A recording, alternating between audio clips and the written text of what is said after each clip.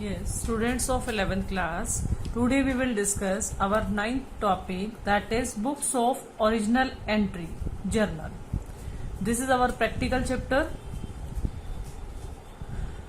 The books in which transactions are recorded at the first time from a source documents that are called books of original entry.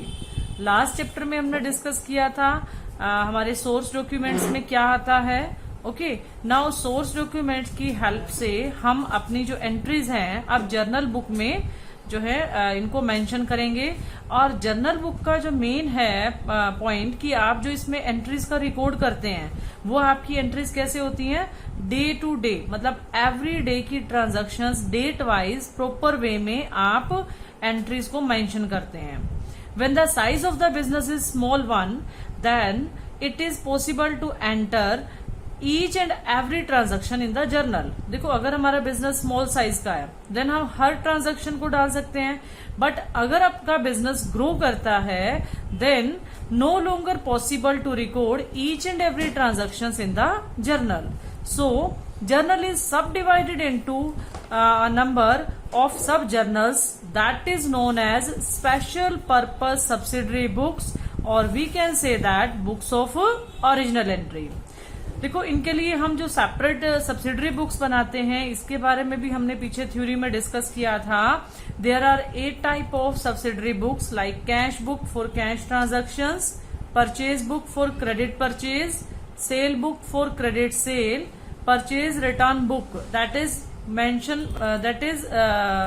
that record the purchase return goods, sales return book, it include sales return goods, bill receivable book, all bills which are received in the future that record in the bill receivable book, bills payable book, all bills which are payable in the future or due that record in the bills payable book. and जो आपके इन 7 के अलावा जो points आपके रह जाएंगे that record in journal proper. okay, these 8 are our subsidiary books. so अब हमें बुक्स में क्या करना है, बुक्स ऑफ ओरिजिनल एंट्री में इन सब का रिकॉर्ड करना है. And businessman need not maintain all of the above mention subsidiary books. ठीक है, सभी बुक्स को बनाने की रिक्वायरमेंट नहीं है.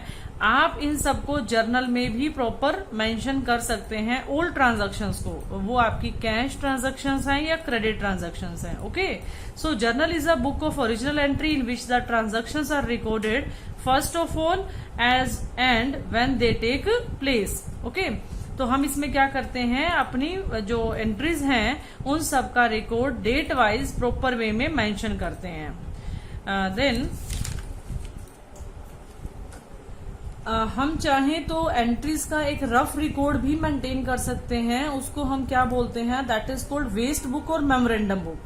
सो journal provide date wise record of all the transactions with detail the account debit and credit. क्योंकि आप हर एंट्री के साथ मेंशन करते हैं कि ये अकाउंट आपका डेबिट है या क्रेडिट है.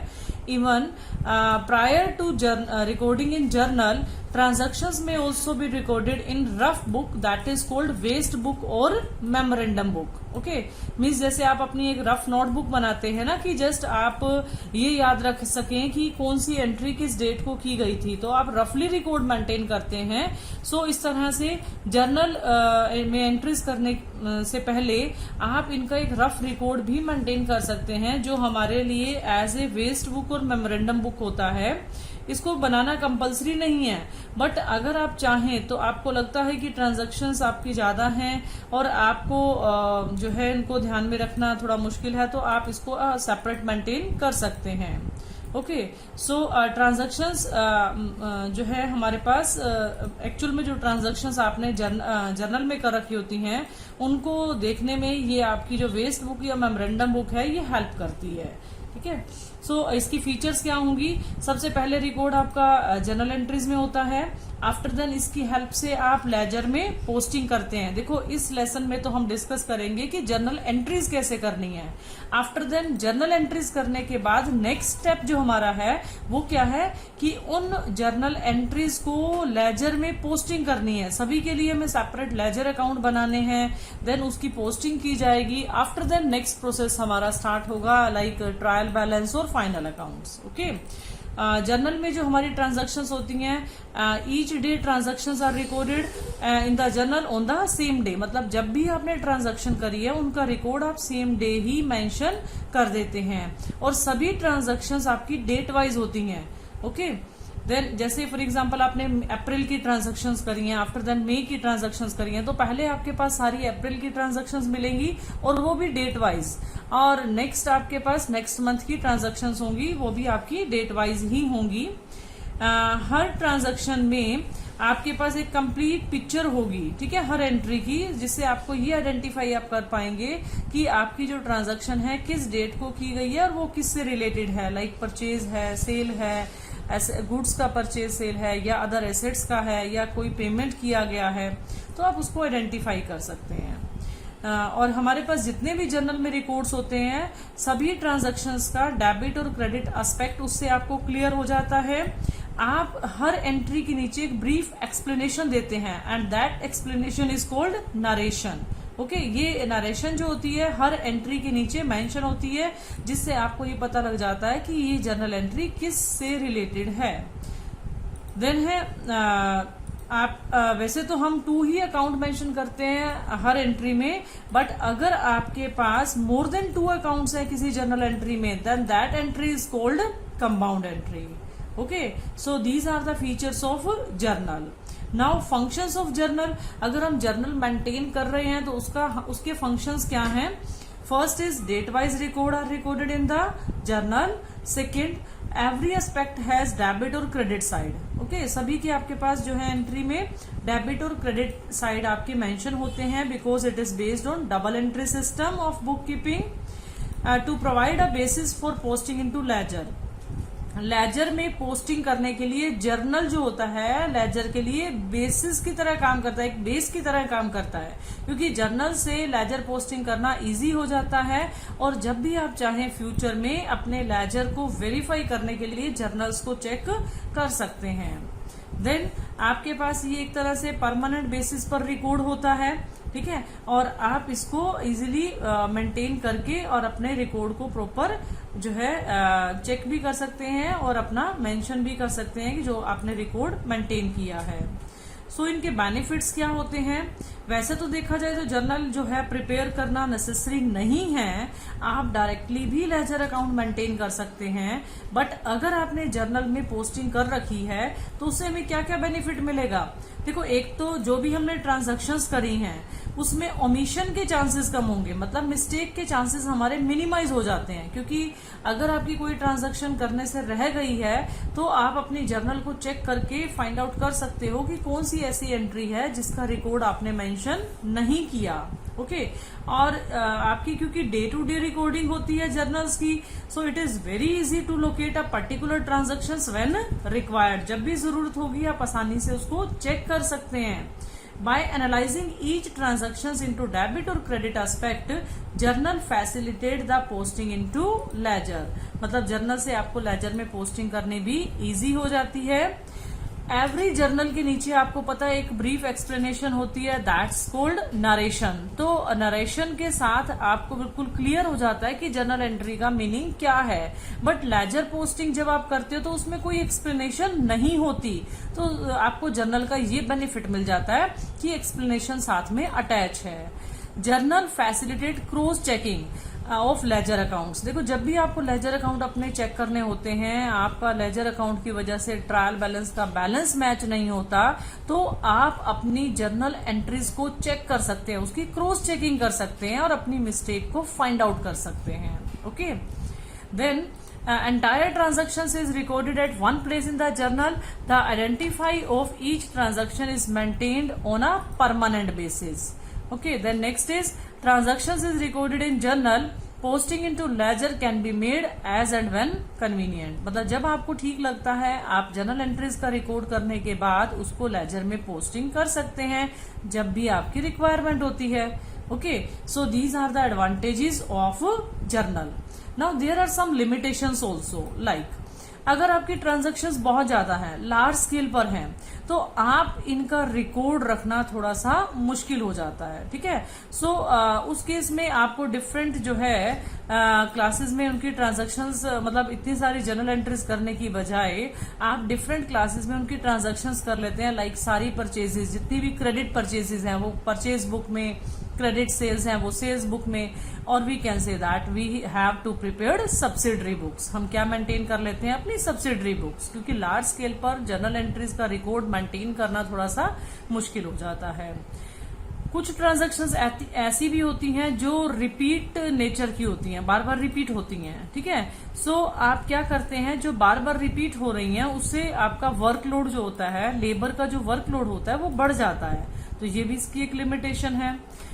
Next is, in order to ascertain cash balance every day, cash transactions are usually recorded in the separate book that is called cash book, and all cash transactions need not be recorded in the journal, क्योंकि cash book में आपने सारी cash के transactions mention कर दी हैं. सो आपको अलग से कैश ट्रांजेक्शन्स की जर्नल एंट्री करने की जरूरत नहीं होती. Okay, then journal does not provide the required information on prompt basis. तो इसकी ऐसी कोई जरूरत भी आपको नहीं पड़ती कि आपको ये करना कंपलसरी है. ठीक है, बट अगर हम कर लेते हैं सो वो हमने अभी एडवांटेज में डिस्कस किया था कि उससे आपका वर्क थोड़ा सा इजी हो जाता है. ठीक है, तो अभी हम डिस्कस करते हैं कि इसका जो फॉर्मेट है वो कैसे बनेगा. लाइक दिस, जर्नल का फॉर्मेट हमने कैसे बनाना है. This is your first column. First column आपका है डेट. इसमें आप डेट मेंशन करेंगे, जिस डेट पर भी जो ट्रांजैक्शन की गई है, ईयर मंथ डेट आपका फर्स्ट कॉलम में मेंशन होगा. Okay, now in the second column that is particulars. Particulars में हमें जर्नल एंट्री को मेंशन करना है. ठीक है, तो जर्नल एंट्रीज को हम कैसे लिखते हैं, इसमें हमारे पास वन अकाउंट डेबिट होगा एंड अनदर इज क्रेडिट, मतलब एक अकाउंट आपका डेबिट होगा और दूसरा क्रेडिट होगा. मिनिमम तो यही रिक्वायरमेंट है. मोर देन 2 हो सकते हैं बट लेस देन 2 किसी भी जर्नल एंट्री में नहीं होंगे. तो जब आप एंट्री में एक अकाउंट को डेबिट करेंगे तो आप जिस भी अकाउंट को डेबिट कर रहे हैं उसके आगे उसी लाइन में DR डॉट इस तरह से मेंशन होगा.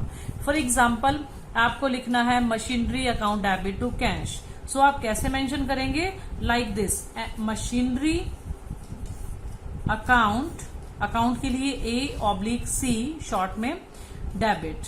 ओके, नाउ थोड़ा सा आपको स्पेस देना है, गैप रखना है. देन ये लिखेंगे आप 2. क्रेडिट के लिए हम मेंशन करते हैं 2 और डेबिट के लिए क्या लिखते हैं हम, DR डॉट. क्रेडिट हमें मेंशन करने की जरूरत नहीं है.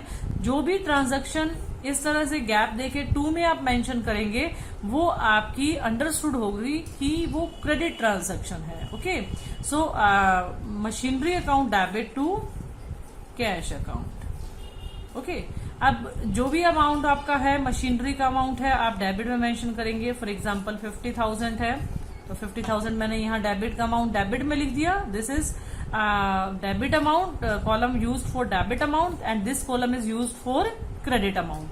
और क्रेडिट में आप इस तरह से मेंशन करेंगे. So I repeat, first column for date, second particulars. Particulars आपने इस तरह से मेंशन करने हैं. आफ्टर द नीचे आपको नरेशन भी मेंशन करनी है, like machinery purchased in cash. Okay, तो ये ट्रांजैक्शन आपको इसी तरह से इसी कॉलम के अंदर ही मेंशन करनी है पर्टिकुलर्स में. आफ्टर देन आपके पास एक कॉलम है लेजर फोलियो. LF से भी हम इसको शो कर सकते हैं, कैपिटल इस तरह से LF, that stands for ledger folio. इसमें हम इनके नंबर्स मेंशन करते हैं. लाइक मशीनरी अकाउंट की आपको बाद में लेजर पोस्टिंग भी करनी है तो वो आपकी कौन से नंबर पर है, कौन से पेज नंबर पर है, तो आपको जब चेक करना होता है तो आप क्या करते हैं, यहाँ आप उसका नंबर मेंशन कर देते हैं. लाइक आपका मशीनरी अकाउंट जो है, इसकी जो आपने अकाउंट मेंटेन कर रखा है वो आपका पेज नंबर 45 पे है, तो आप इस पर आप उसका नंबर मेंशन कर देंगे. तो और जहां आपका मशीनरी अकाउंट बना हुआ है वहां भी 45 मेंशन कर दोगे. तो इससे क्या होगा, जब आपको चेकिंग करनी होगी तो आप डायरेक्टली 45 नंबर पे चेक करके और देख सकते हो कि इस एंट्री की पोस्टिंग ठीक से की गई है या नहीं, अमाउंट ओके है, डेट ओके है, जो भी आपको चेक करना है आप इजिली चेक कर सकते हो। Okay, then debit, fourth column for debit amount, इसमें डेबिट का अमाउंट मेंशन होगा। And fifth column used for credit amount, इसमें आप क्रेडिट का अमाउंट मेंशन करेंगे। सो ये हमारे पास इस तरह से फॉर्मेट बनता है। I repeat, there are 5 columns, 1 that is date, second for particulars, third for LF ledger folio, fourth for debit amount and fifth for credit amount. Okay students, then इसके जो हमारे पास स्टेप्स हैं जर्नलाइज करने के, वो क्या हैं। फर्स्ट आप क्या करते हैं, अपने रूल्स के बेस पर जर्नल एंट्री में देखो हमें एक अकाउंट को डेबिट करना है, एक को क्रेडिट करना है। So we have discussed some rules और we can say that golden rules. Okay, personal account का भी रूल है, personal account, real account, nominal account. तो जो भी आप जर्नल एंट्रीज कर रहे हैं उसकी लेजर पोस्टिंग जर्नल एंट्रीज कर रहे हो, उसमें किसी भी अकाउंट को डेबिट या क्रेडिट आपको करना है तो वो किसी ना किसी रूल के बेस पर करना है। आप किसी भी अकाउंट को डेबिट या किसी भी अकाउंट को क्रेडिट नहीं करते हैं। डेबिट या क्रेडिट किस बेस पर होगा, on the basis of rule, मतलब उसका कोई ना कोई रूल है। लाइक अकाउंट को डेबिट कर रहे हो, लाइक किसी अकाउंट को क्रेडिट कर रहे हो। ओके, देन नेक्स्ट आपके पहले तो आपने ये डिसाइड किया कि किस अकाउंट को डेबिट किया जाएगा, किस अकाउंट को क्रेडिट किया जाएगा, और वो भी किस बेसिस पर, रूल के बेसिस पर। आफ्टर देन आप जो पर्सनल अकाउंट अगर कोई मेंशन कर रहे हैं, पर्सनल अकाउंट कौन सा होगा, लाइक XYZ, राम, श्याम, मोहन, इनमें से किसी का जैसे कोई अकाउंट होता है, किसी का पर्सनल अकाउंट होता है, तो उसके बाद अकाउंट मेंशन करना नेसेसरी नहीं है। ओके, सो पर्सनल अकाउंट के आगे हम नेम के आगे अकाउंट मेंशन नहीं करते, जरूरी नहीं है, करना चाहें तो आप कर सकते हैं, बट हम जनरली इसको अकाउंट को आगे मेंशन नहीं करते।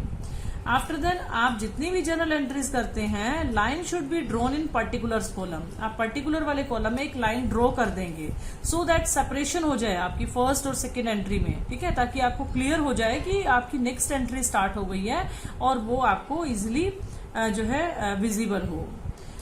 Next, at the end of each page, देखो जब भी हमारी सारी एंट्रीज हो जाती हैं तो हम टोटल को आगे कैरी करते हैं, ठीक है। तो end of the each page both debit and credit column are totalled up just in front of each other, ठीक है। हम डेबिट करेंगे, हमें ये तो पता है कि डेबिट और क्रेडिट दोनों साइड का टोटल इक्वल होगा, बट उस बैलेंस को कैरी करके ले जाना है। फॉर एग्जाम्पल आपने यहाँ पर कुछ ट्रांजैक्शंस करी हैं, देन आप इसको टोटल करेंगे, ओके, और जो भी अमाउंट आपका टोटल आएगा और नेक्स्ट पेज पे आपको ट्रांजैक्शंस करनी है तो आप इसको कैरी करके नेक्स्ट पेज पे ले जाएंगे, ठीक है।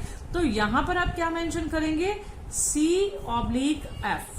What is the meaning of C/F? CF means carry forward, मतलब जो यहाँ पर बैलेंस आ रहा है इस बैलेंस को आपने नेक्स्ट पेज पे कैरी करके ले जाना है। तो इस बैलेंस के आगे मैंने क्या मेंशन कर दिया, C/F, it means carry forward. After then इस बैलेंस को नेक्स्ट पेज की स्टार्टिंग से ही आपने पहले बैलेंस मेंशन करना है, डेबिट का बैलेंस डेबिट साइड और क्रेडिट का बैलेंस क्रेडिट साइड। कैरी करने के सामने जहां भी आप कैरी करेंगे उसके सामने आप क्या मेंशन करेंगे, that is B/F। What is the meaning of B/F? BF means brought forward, means पीछे से लाया गया है। देखो जब आपने बैलेंस को आगे कैरी करके ले जाना था तो आपने मेंशन किया था C/F, इट मीन्स टू से कैरी फॉरवर्ड, मतलब यहां से कैरी करके ले जाना है। और जब नेक्स्ट पेज पे आप कैरी करके लाए हैं तो आपने क्या मेंशन किया, that is B/F means brought forward, means पीछे से लाया गया है। आफ्टर देन आप फिर से वही ट्रांजैक्शंस करेंगे और पेज के एंड पर फिर से आप उसका टोटल करेंगे जो भी अमाउंट आपका है, देन ये प्रोसेस आपकी इसी तरह से कंटिन्यू होगी। Okay, let's start rules of generalising. Generalising के जो रूल्स हैं वो क्या हैं, एक बार मैं आपको रिमाइंड करा देती हूँ कि जो हमने जनरल रूल्स डिस्कस किए थे, like these general rules in personal account, that is debit the receiver and credit the giver. जैसे हमने कहा था कि जो भी रिसीवर है, जो रिसीव करने वाला है, उसको हम क्या करेंगे, डेबिट, एंड जो गिवर है, जो देने वाला है, उसको हम क्या करेंगे, credit, as per personal account rule. After then second is our real account, and in real account debit what comes in, जो आ रहा है वो डेबिट करो, and credit what goes out, जो जा रहा है बिजनेस से उसे क्रेडिट करो. ये हमारा रूल कौन सा कहता है? Real account. After then third one is our nominal account. Debit all the expenses and losses, जितने भी एक्सपेंसेस या लॉसेस हैं उनको हम क्या करेंगे? Debit. And all the incomes and gains will be credit, वो आपकी क्या हो जाएंगी? क्रेडिट. सो नॉमिनल अकाउंट कहता है एक्सपेंसेस लॉसेस को डेबिट करिए और इनकम एंड गेन को क्रेडिट करिए. तो इन रूल्स के बिहाफ पर हमें ये पता लग गया कि हमें किसी भी अकाउंट को डेबिट या क्रेडिट किस बेस पर करना है. ठीक है, तो अब हमें हर ट्रांजैक्शन में ये पहचानना है कि वो ट्रांजैक्शन हमारी रिसीवर है, गिवर है, कम्स इन है इन बिजनेस और गोज आउट है, एक्सपेंसेस लॉसेस है या इनकम और गेन्स है, जिसके बेस पर हम उसे डेबिट या क्रेडिट करेंगे. ठीक है, तो ये भी हमें पता लग जाएगा कि ये पर्सनल अकाउंट से रिलेट करती है, रियल अकाउंट से या नॉमिनल अकाउंट से. तो इस तरह से आपको कोई भी हिंट मिल जाएगा तो आपको ये करना इजी हो जाएगा. ओके, सो हमारे पास कुछ ट्रांजैक्शन ये एग्जांपल्स दे रखे हैं, इनको डिस्कस करते हैं. लाइक फर्स्ट आपके पास गिवन है, if we gave ₹20,000 to Gopal the entry will be. अब देखो आपने 20,000 गोपाल को दिए. Now Gopal is our receiver. Gopal कौन है? रिसीवर है. तो अगर गोपाल रिसीवर है तो गोपाल क्या होना चाहिए? Debit, like this. और आप गोपाल को पे कर रहे हैं तो कैश का आउटफ्लो हो रहा है, तो हम क्या करेंगे? गोपाल डेबिट. देखो नेम आपका ये पर्सनल अकाउंट से रिलेटेड है ना, तो गोपाल के आगे हमें अकाउंट मेंशन करने की जरूरत नहीं है. Okay, so Gopal debit to cash account. Cash के आगे हमने अकाउंट मेंशन किया है, बट गोपाल के आगे अकाउंट मेंशन नहीं किया because Gopal include in personal account, और पर्सनल अकाउंट के आगे गोपाल अकाउंट मेंशन करना जरूरी नहीं है. ओके, तो एंट्री हमारी क्या बनी? I repeat, Gopal debit to cash account. Amount आपको मेंशन था 20,000, सो आप इधर दिखा देंगे debit amount 20,000 and credit amount 20,000. After the next example, if we received 50,000 from Govind. अब हमने गोविंद से 50,000 रुपीज रिसीव किए हैं. Okay, now Govind is our giver, मतलब गोविंद आपको पैसा देने वाला है. So giver will be credit. और आपके पास क्या आ रहा है? कैश आ रहा है, तो कैश क्या हो जाएगा? डेबिट. सो एंट्री क्या बन जाएगी? Cash account debit to Govind. Amount जो आपको एंट्री में मेंशन है that is 50,000. 50,000 in debit and 50,000 in credit. Okay, देखो आपको एक बार ये पता लग जाए कि ये रिसीवर है या गिवर है, तो ये तो क्लियर हो जाएगा कि all receivers are debit and all givers are credit. और अदर साइड आपको क्या मेंशन करना है? Second, cash. ठीक है, तो आप ये देख लेंगे कि कैश आपके बिजनेस में अगर आ रहा है तो आप डेबिट करेंगे, और अगर कैश आपके बिजनेस से जा रहा है तो आप कैश को क्रेडिट करेंगे. Okay students, then real account का रूल क्या था? Debit word comes in and credit word goes out. For example, machinery is bought for ₹5 lakh. आपने 5 लाख रुपीज की मशीनरी, बिजनेस से क्या गया? कैश. ठीक है, देखो हमारे पास 2 अकाउंट्स हो रहे हैं, machinery, one is machinery and second is cash. अब सेकंड आप ये देखो कि बिजनेस में क्या चीज आ रही है, क्या जा रहा है? मशीनरी आपके पास आ रही है और कैश आपके पास से जा रहा है. ठीक है, so debit word comes in and credit word goes out. Real account के बेस पर आप क्या करोगे? Machinery account debit to cash account and amount 5 lakh in debit side and 5 lakh in credit side. और हर एंट्री के नीचे आपको एक ब्रीफ एक्सप्लेनेशन भी देना है, like this, machinery purchase for cash, and this is called narration. Okay students, then one more example in nominal account. For example, 20,000 are paid for salary. Salary के लिए 20,000 रुपीज आपने पे किए. So salary is expenses. Okay, क्योंकि pay कर रहे हो. If paid then that is expenses, if received then that is income. Okay, so it is expenses, so all expenses are debit. Now entry will be salary account debit to cash account, और amount आपको mention है that is 20,000. So 20,000 mention in debit side and 20,000 in credit side. Okay, we know that all incomes are credit So example, there is one example, rupees 5,000 are received for commission. Commission के मिले, receive हुए ना, now commission is our income. अब आपको receive हो रहे हैं तो वो आपकी इनकम है, और अगर वो इनकम है तो इनकम क्रेडिट होती है. सो कैश क्या हो जाएगा? Debit. Cash account debit to commission account, that is 5,000 in debit side और credit side. Then mention narration, that is commission received. देखो स्टूडेंट्स, ये जरूरी नहीं है कि आपकी एक एंट्री में सिर्फ नॉमिनल अकाउंट ही होगा, सिर्फ रियल अकाउंट ही होगा, सिर्फ पर्सनल अकाउंट ही होगा. ऐसा कोई कंपल्शन नहीं है.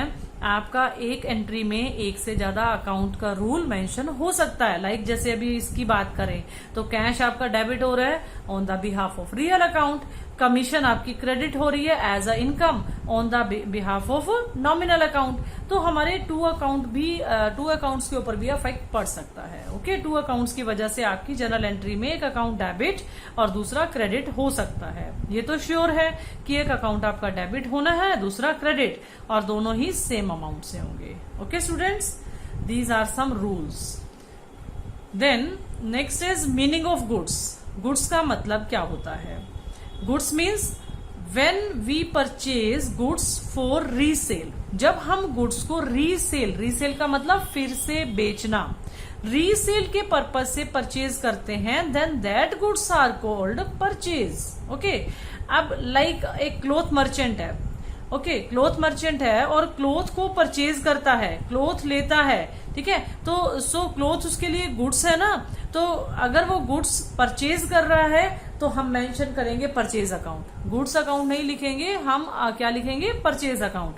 और अगर क्लॉथ को सेल करता है तो हम क्या लिखेंगे? Sales account. बट अगर वही क्लॉथ मर्चेंट क्लॉथ की बजाय अदर थिंग्स परचेज करता है, लाइक फर्नीचर परचेज कर लिया, चेयर्स परचेज कर ली कस्टमर को बैठाने के लिए, या अपने जो उसका शोरूम है वहां पर उसने एसी लगा लिया. ठीक है, so these goods are not considered as purchase, these are assets, not purchase account. इसको हम परचेज अकाउंट में मेंशन नहीं करेंगे.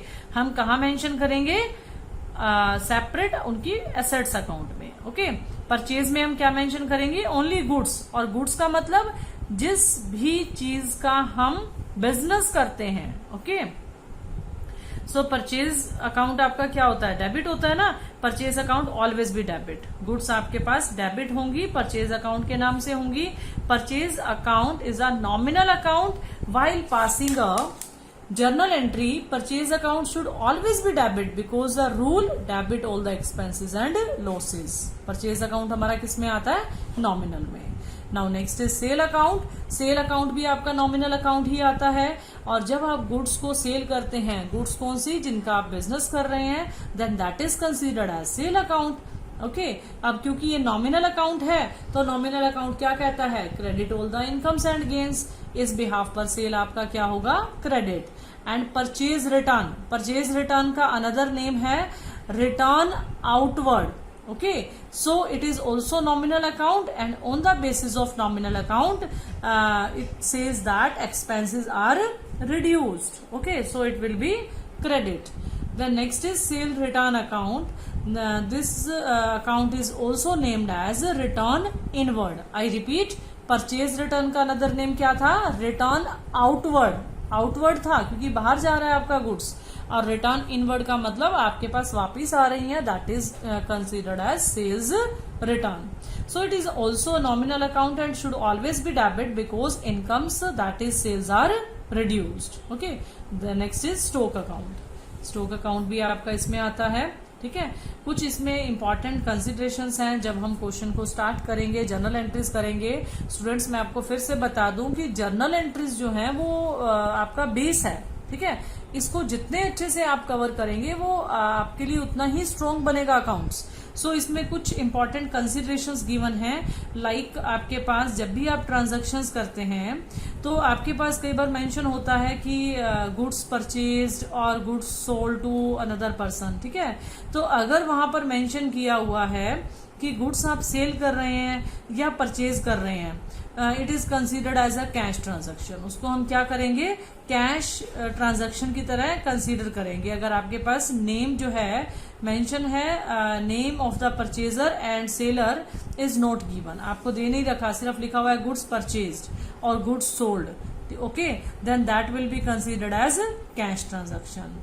The next point that is, अगर आपके पास मेंशन किया हुआ है गुड्स परचेज और सेल इन कैश और आपको सेलर का नाम या परचेजर का नाम भी दे रखा है, बट आपको ये क्लियर मेंशन किया हुआ है कि आपने ट्रांजैक्शन कैश में करी है, ठीक है, सो आपको नेम गिवन है या नहीं है, आप उसको कैसे कंसिडर करेंगे, that is considered as cash transaction. Like this, goods sold to Gopal for cash, okay, these transactions are considered as cash transaction.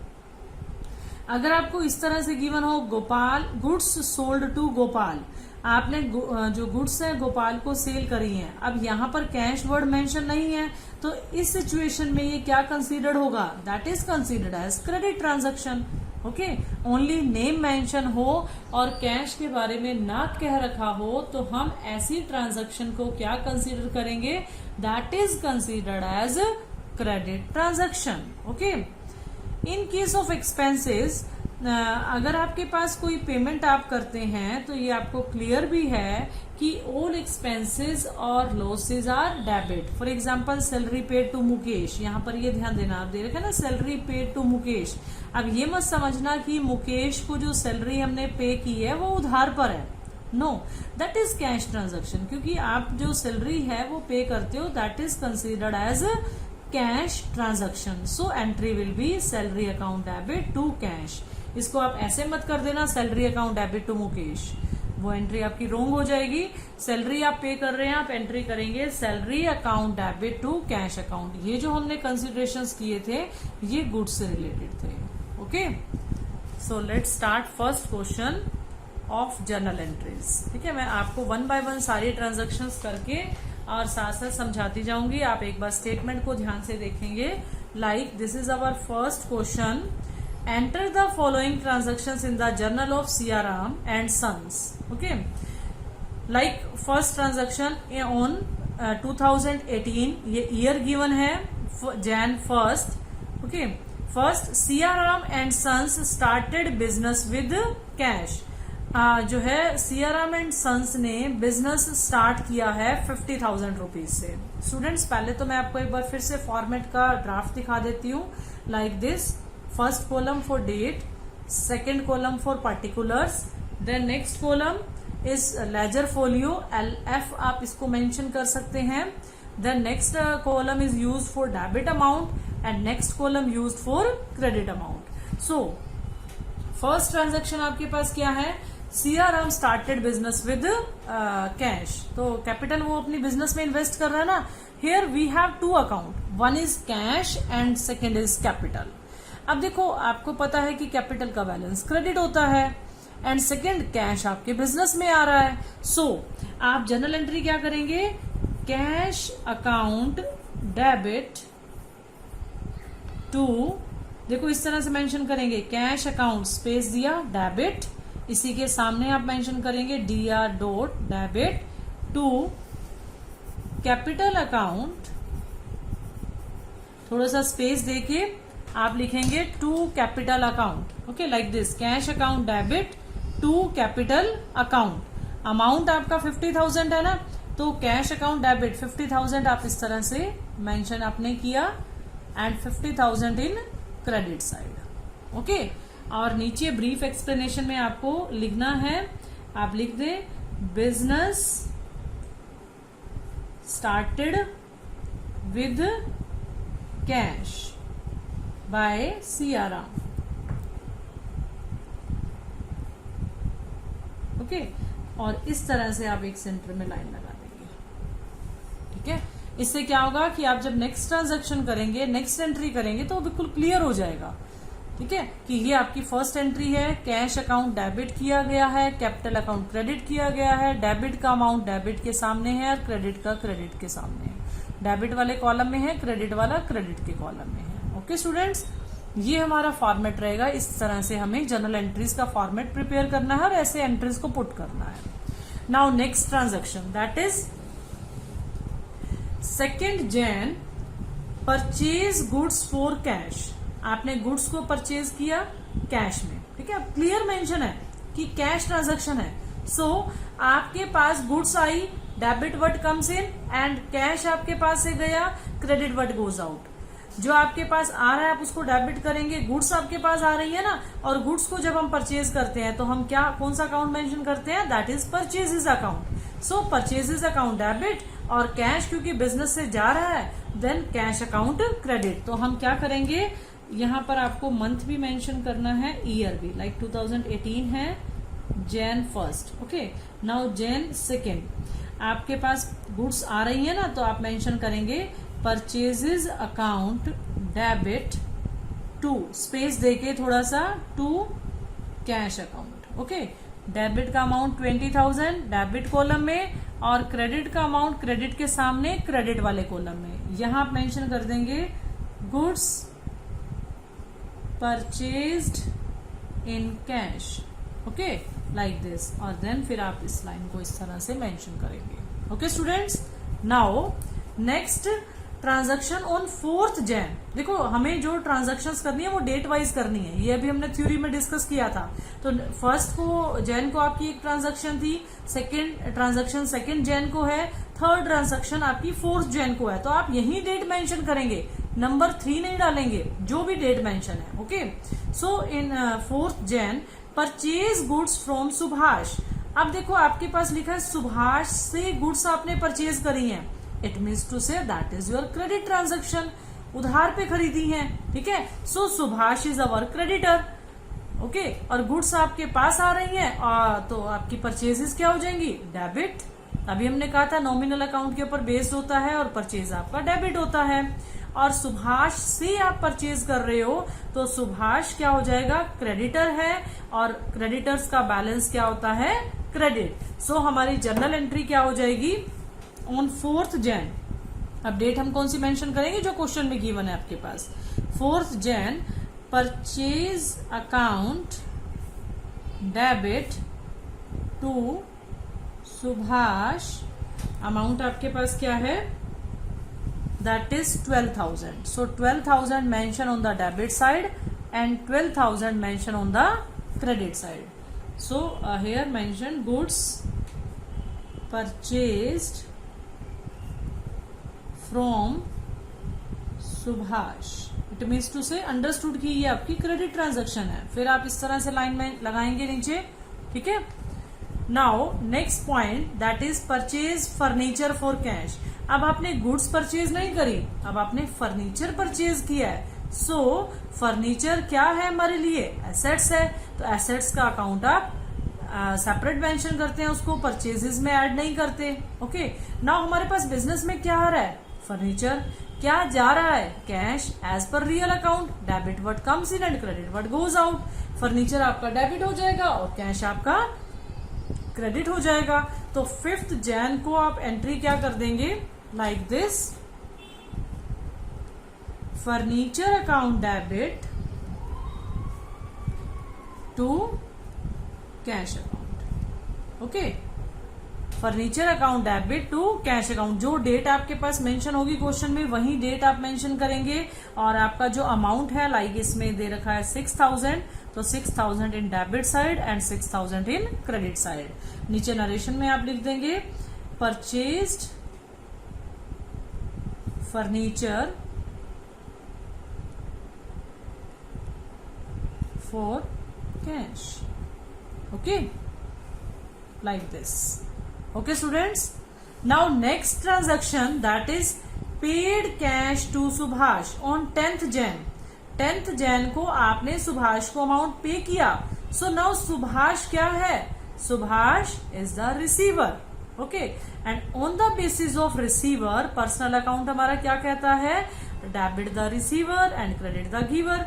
अब ये तो रिसीवर है ना हमारा, तो रिसीवर के बेस पर सुभाष को हम क्या करेंगे, डेबिट, और कैश पे कर रहे हैं, सो क्रेडिट व्हाट गोज आउट, तो कैश आपका क्या हो जाएगा, क्रेडिट। सो आपकी एंट्री क्या बन जाएगी, डेट मैं फिर से बताऊं वहीं आप मेंशन करेंगे जो आपको बुक्स में गिवन है। ओके, लाइक ये 1 2 3 हमें काउंटिंग मेंशन नहीं करनी, जिस डेट पर आपकी ट्रांजैक्शन हुई है, लाइक फर्स्ट ट्रांजैक्शन 1 जैन को थी, then 2 Jan, 4 Jan, 5 Jan, now 10 Jan. Okay, तो आपने क्या किया है, पेड टू सुभाष, सुभाष को पे किया ना, सो आप एंट्री क्या करेंगे, सुभाष क्योंकि हमारा कौन है, रिसीवर, और रिसीवर पर्सनल अकाउंट के अकॉर्डिंग क्या होता है, डेबिट, और कैश आपके पास से बिजनेस से जा रहा है, credit what goes out, so cash आपका क्या हो जाएगा, क्रेडिट। आपने कितना अमाउंट पे किया वो इधर मेंशन कर देंगे, 8,000 in debit side and 8,000 in credit side, और नीचे आपको नरेशन मेंशन करनी है, like amount paid cash to Subhash. Okay, like this. अब जैसे हम नेक्स्ट ट्रांजैक्शन यहां पर नहीं कर सकते, स्पेस नहीं है, ठीक है, तो आप क्या करेंगे, यहां आप बैलेंस टोटल कर लेंगे, डेबिट साइड का और क्रेडिट साइड का, आपको पता है टोटल आपका सेम आएगा, ठीक है, और बैलेंस टोटल करके हमें यहां पर क्या लिखना है, CF मीन्स हमें ये कैरी करके लेके जाना है। ओके, तो ये हमारे पास कितना हो जाएगा, अगर हम इसको ऐड करेंगे तो ये हमारे पास आ जाएगा, that is 96,000। Okay, like this, और आपका जो अमाउंट जितना डेबिट का है उतना ही टोटल आपका क्या आ जाएगा, क्रेडिट का। Okay students,